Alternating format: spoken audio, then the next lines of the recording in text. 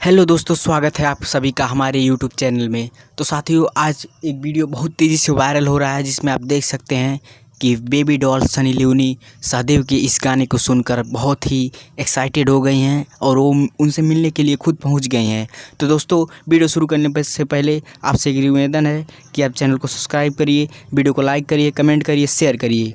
तो चलिए बिना देरी के वीडियो को शुरू करते हैं। साथियों, जैसा कि आप वीडियो में देख सकते हैं कि सनी लियोनी सहदेव के इस गाने को सुनकर बहुत ही तेज़ी से एक्साइटेड हो गई हैं और सहदेव से मिलने उनके घर चली गई हैं।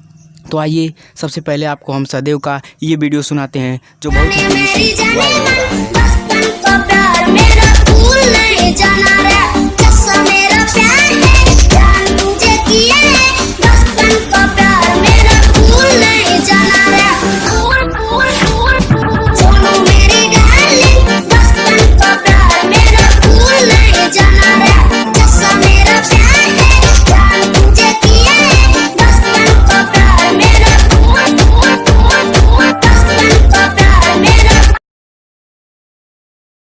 तो साथियों, जैसा कि आप देख सकते हैं कि वीडियो में सनी लियोनी सहदेव के इस गाने पर बहुत ही तेज़ी से झूम रही हैं, नाच रही हैं और बहुत ही एक्साइटेड फील कर रही हैं। जिसके बाद उन्होंने सहदेव से मिलने खुद उनके घर गई और सहदेव को अपने घर पे बुलाया।